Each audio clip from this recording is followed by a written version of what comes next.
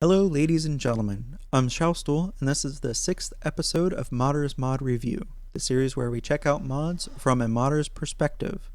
As a reminder, if you find or are the author of a mod, feel free to leave a comment in the comment section below on a mod you'd like to be reviewed, and I'll see what I can do. For this episode, we'll be reviewing the DarthBiomech Deep Space Transceiver. This giant thing right here. So as we can see, it's fairly large, and there's the little astronaut right there, and here it is on the red ship. So it is a giant antenna. Going down further, we can see that it's been around since March 9th, so this block has been around quite a while. And that pretty much shows up in the subscribers with 30,000 subs. And that it's been updated fairly recently on October. And going down further, we can see the description. The Deep Space Transceiver is extremely powerful, 20-meter antenna dish, 7x7x9 blocks. So that is quite large. It is capable of sending and receiving data at distances up to 2 million kilometers, so that is a very long distance. It is the perfect choice for establishing connections or communications between different planets, remote stations, or deep space research vessels. However, the minimum possible elevation for the dish is 33 degrees. So plant these accordingly so the target of connection is higher than the horizon of that. It requires 70 megawatts for turning the dish and 3 for maintaining the connection itself, spending 0.5 while it is idle. So that is quite the power hog, but it has quite the range, so it pretty much makes sense. It is silent. He wants to make noises for it turning, and hopefully that comes soon. Let's see, extreme long range antenna, and it should be ready for survival, and it has quite a large poly count at 12,000. However, it is a giant block, so you could be fairly lenient on that. At 7x7x9, that's a ton of blocks that aren't being placed in that area that could take up more polygon count than this if it was to use the same amount of area that this does. Alright, so let's go ahead and check this beast out in game. So we'll go ahead and just start it up. So I'm going to need to make sure I have enough power so this thing spins. So a couple large reactors should be okay. And then I'll try a couple different variations so we can see the thing move. Alright, so we're looking for the Deep Space Transceiver. And make sure that I set all this stuff.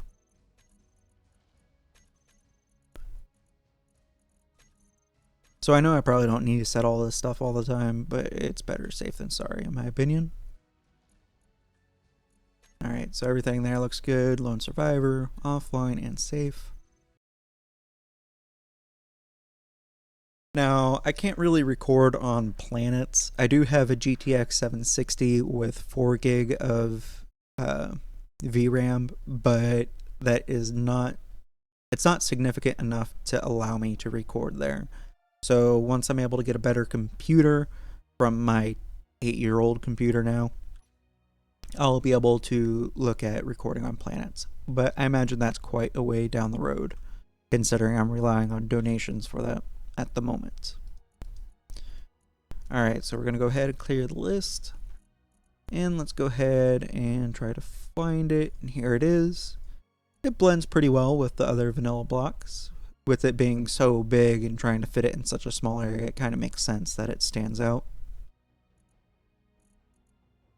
And it is probably in its own tab as with his other mods, and then it's probably somewhere else as well. And we'll find out exactly where it all is later when we check out the programming files. Alright, so here we are. we have this giant antenna to place, and I'll go ahead and place one over here. And I'm going to grab a couple of the large reactors, and I'm just going to slap a line of them down just in case.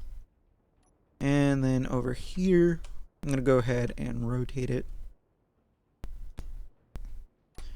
Alright, so as we can see, these things are giant.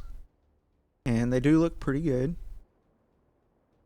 It looks like we have a little bit of texturing there. It's probably intended for it to be black, so I don't think that's a texture issue. We can see that it has a hole in the middle of it. Has some emissive, so we know it's actually active. Looks like it has a little plate of some sort on the back. I can go into Spectator and check that out. So yeah, it's just a plate on the back there. Going around, we can see there's tons of detail on this back end. All of these piping and everything. It looks absolutely fantastic. That's something that you might expect to see in real life. We have this giant ring for it to rotate on. So we're going to see how that does. And yeah, it pretty much looks pretty darn good, if I do say. He does have a little terminal on it, so that's pretty fantastic. Looking around, don't see any others. And we're just going to go ahead and access the reactor here and get them pointing at each other. So we get the first one, copy the coordinates, go to the second one, paste and connect, copy, paste and connect. So here we can see them working on rotating. Just going to add a few more of these just in case. And we can see that they are indeed very slow for rotating. So that's something good to keep in mind, because if you're going to want this to connect to a ship in the distance, you probably want it to be very far out there, because if it's too close, this probably won't be able to keep track of it very well. So that's something good to keep in mind. Distance is good, up close, not so much. He said it had a crazy long distance, so this would be like between planets or stations that are super far away or not moving ever. So yeah, everything there looks pretty much fantastic. I'm going to see if I can get it to rotate upwards. So what we'll do is just bring an arm back this way. And then bring it up if it lets me. Keep going up a bit higher.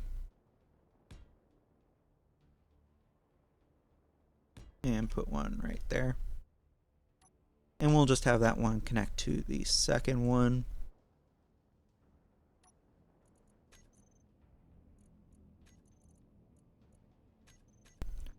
So now that one should be rotating. And I don't think it's going to rotate down too much. You can see that it's moved just a little bit. I'm going to go ahead and throw the first one in there, because that'll be a little bit easier to see it actually rotate downwards. So we'll copy that and paste and transmit. So now we should actually see it rotating downwards. There we go. That looks pretty fantastic. It looks like he got the angles just right.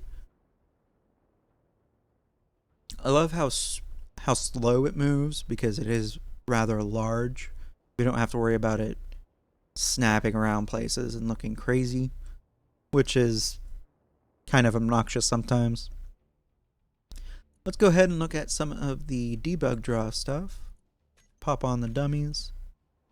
Here we can see there is the subpart for the laser communications, the subpart for the left-right rotation, and then the detector, and then there's a giant base on the bottom that you can fly in and out of. Alright, so let's go ahead and look at the physics. And it looks like he is using a bunch of cylinder primitives.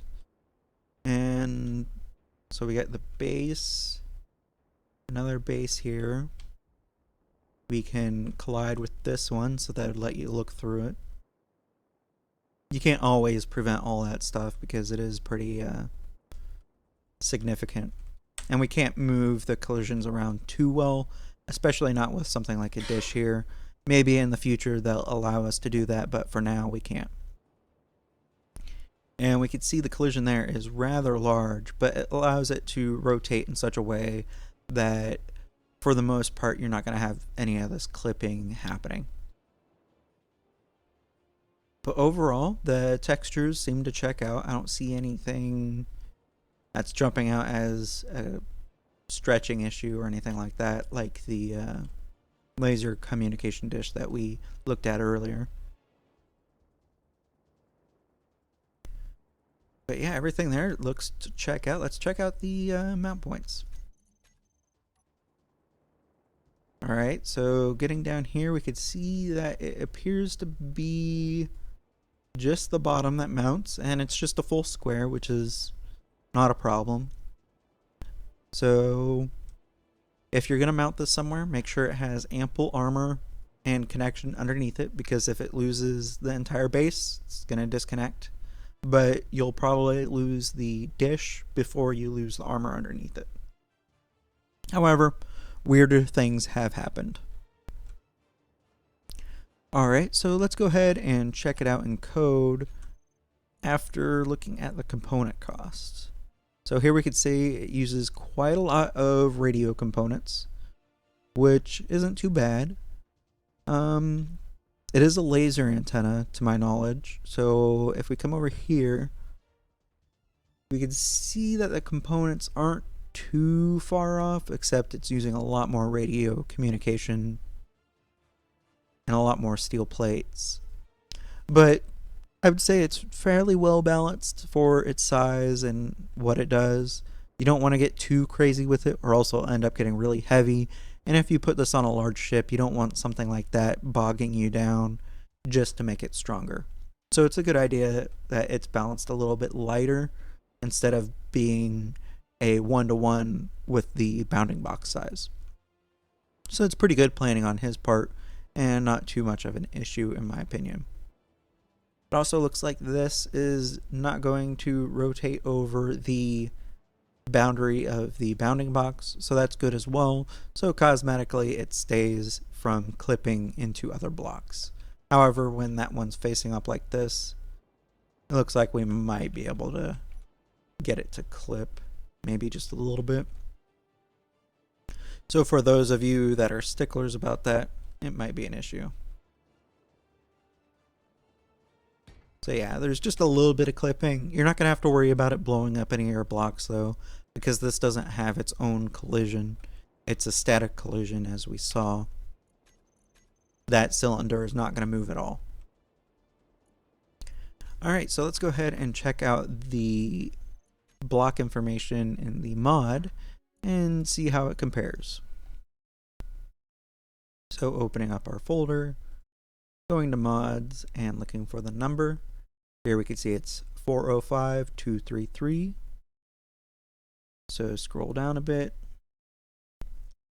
So here it is. It came just after his other one. So copy paste, scroll up and change it to a .zip. Let's go ahead and extract it, scroll up, and here we are. So this time we can see that he doesn't actually have the install readme file, which is okay because it doesn't really make sense to have it. Here we can see that he has some textures. The dish has its own, so that is probably just a circular UV map, so it's going to be very easy to modify if you wanted to do it in the future. And here we can see some other textures. We got the DirectX 9 and DirectX 11, so that's fantastic. He'll be able to get rid of the DE and the ME and the NS textures eventually when the devs get rid of them. Going into the GUI, here we can see that he accidentally left the laser communication disk in the icons folder, so he can probably get rid of that to clean up just a little bit of the file size. Going back, we can go into the models, and we can see that he has it named Humongous Antenna, Arm, Base, and Head. So that won't really affect anything, it being different. As long as he references it properly in the cube blocks, there's not going to be any issues. We can see some naming changing a little bit. Like here, it doesn't have capitalization, and that could be an issue if the capitalization mattered, but I'm not 100% sure if it does. I know it definitely used to, though. Going into the data folder, we can see the cube blocks. In here we can see that it's sorted into large blocks, small blocks, weapon tools, and his own tab. And then on the left, or here we can go to cube blocks. You can see that it is just a single block. Say laser antenna. And we get the dimensions, the resource cost, the single mount point on the bottom. Now, at first you might think it just goes 0 to 1 to cover the whole size. However, for every 1 you go up, so 0, 1 would be a 1, 1, 1 size block here. But since it has a 7 by 7 base, it has to go all the way up to 7. So this refers to the bounding box that is used to make up the block. So it directly goes towards this instead of the measurement in meters. If it was in meters, this would be 2.5 times larger than what it is at the moment. Here we can see that everything here checks out. He goes to the models, DarthBiomech, and then he gets the construction models there. We can see that's the same here. If he ever runs into issues with the capitalization, it's good for him to know that it's coming from his pathing. Here he has it as models, but here he has it as models with a capital M. And then coming down further, we can see it takes 140 seconds to actually build it and decommission it. There is a setting that you could add if you want it to be able to pull it apart quicker, which is sometimes a good idea, especially if you have these giant blocks. Here we can see that it uses only 0.5 to be idle, and then 70 to turn, and for 3 to continue lasing. So that means that once it goes to establish its connection, it's going to use a lot of power. But once it's established, it's okay.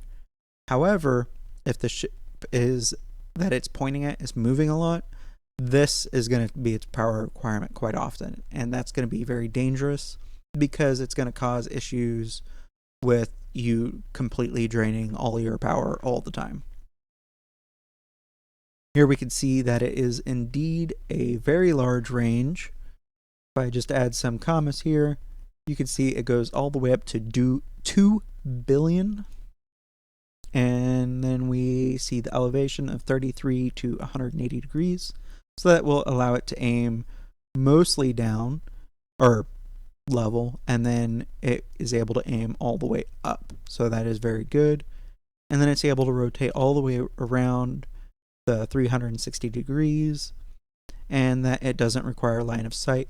So even if there are asteroids or planets in the way, this is always going to make its connection with itself. So that is good to remember. Alright, as for content you could probably pull from this, there's not too much. The dish is a good idea for the textures.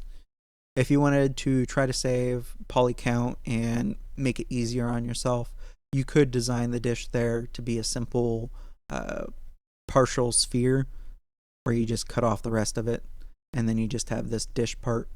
And then you don't need to worry about adding extra mesh to make it all rigid like that. You just get a couple textures here. So we have the color here, which will make it all fancy looking, and then the NG, which is the normal map, which gives it the grooves that you can see there that will play with the light. So if you want to do something big like that, this is a good way to do it and save on poly count. And that pretty much is it. Can't think of anything else that I should say in regards to what he could do. Everything seemed good. The only thing that seemed to be possibly dangerous is the folder naming, not having all the capital letters at the beginning and then having it in other places, and then having that extra icon right there. But other than that, it checks out. Everything seems good. I would say it's mostly balanced and that there's no issues there. And yeah. Again, if you find or are the author of a mod, feel free to leave a comment in the comment section below. If you'd like to help me continue doing what it is I do, please check out my Patreon page. A link is in the description below. Not only does it help me out to create more mods, but it also helps out those I teach to create their own mods as well. It essentially allows me to dedicate more of my time to doing what it is I do without having to worry about making sure I work on stuff that's making me money only. So be sure to check that out. I'll catch you guys in the next episode. Have a good one.